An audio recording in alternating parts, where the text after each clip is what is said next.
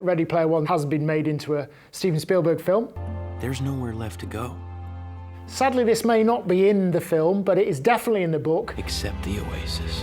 What happens with Rush? The whole plot is based around this guy, James Halliday, who'd set up an incredibly realistic virtual reality called the Oasis, and embedded within that are a number of Easter eggs. On page 259, chapter 27, I got very, very excited indeed. I could sort of see where it might be leading to, but my favourite band in the whole wide universe is Rush. This is very, very geek heavy, and a key part of the plot line related to one of these keys or these Easter eggs within the game is the Rush album 2112. So if you haven't come across 2112, stop listening to me now. Just go and find it online and listen to it maybe 10 times and then come back. We'll wait until you get back. It's a fantastic album. It was released in '76. I came across it in the 80s when I was programming a ZX81 and then onto a ZX Spectrum. It was sort of the soundtrack while I was programming all the time. What do I love about it? Well, it takes heavy metal and mixes it with science fiction. So it's about a dystopian society where there's something called the Solar Federation, which has basically got rid of music, got rid of pretty well all creative aspects of life, got rid of arts and made everything very, very utilitarian. The story is about the lead character, obviously, and he finds a guitar in behind a waterfall in a cave. And that has been there maybe centuries, but the elder race of man, as they put it in the song. And he starts to play this guitar. He gets very, very good at guitar very, very quickly. Within about a minute or so, he's playing fairly sophisticated stuff. And this is a key part of the plot line for Ready Player One, because what the main character has to do in Ready Player One, what Wade Watts has to do, is recreate that those opening chords of something called Discovery on 2112. And Discovery, so the whole thing starts off literally with a guy sort of tuning up and sort of tuning up the guitar. This type of stuff, which when I was learning guitar was wonderful for me because I didn't have to know anything and I could play along with the album. And then he starts to get a bit more sophisticated.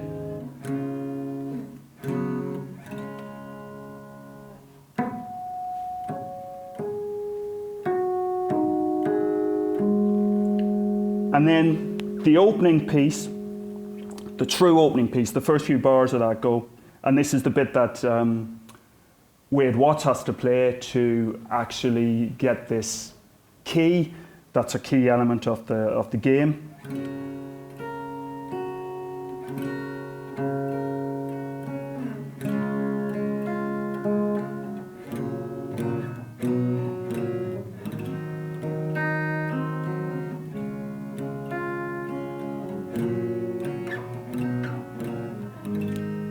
You can even sing it if you want.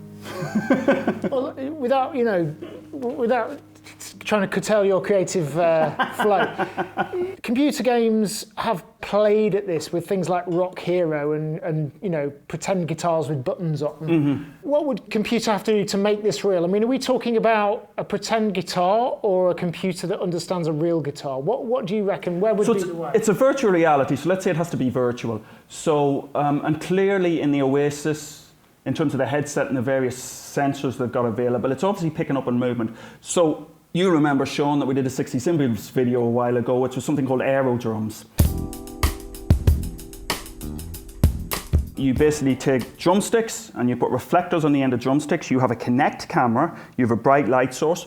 In principle, if we had the resolution, we could do something similar for guitar. I guess we could have little reflectors on the end of our fingers.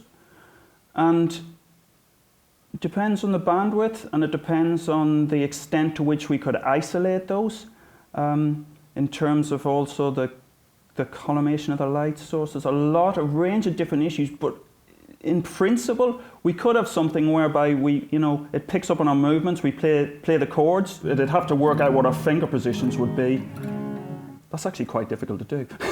I'm not a proper guitarist by any sense, so I've played a few chords here and there. part of what makes you able to do that is the haptics of the physical thing being It there. is. Yeah. I mean, I played... But there is air guitar.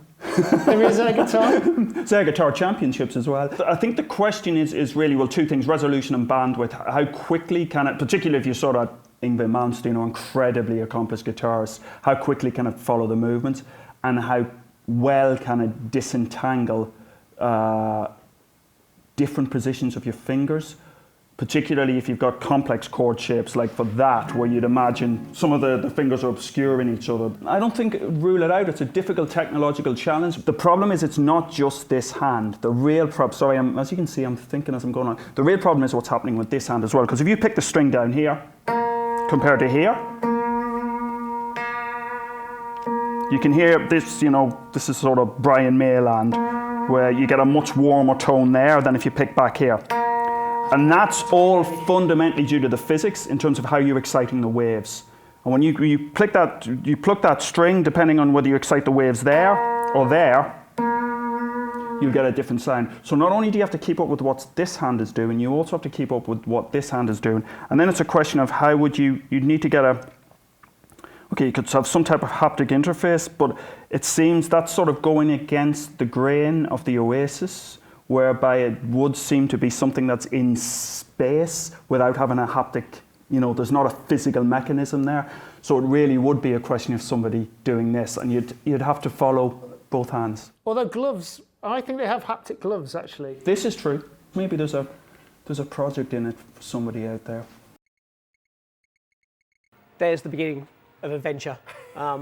Just a purple border with a number 1 in it. So to start any Atari game, you press the reset button. 20, you know what's coming next, go to 10. So you toggle in the data into the machine. So you've got the address bus there, you can set the address.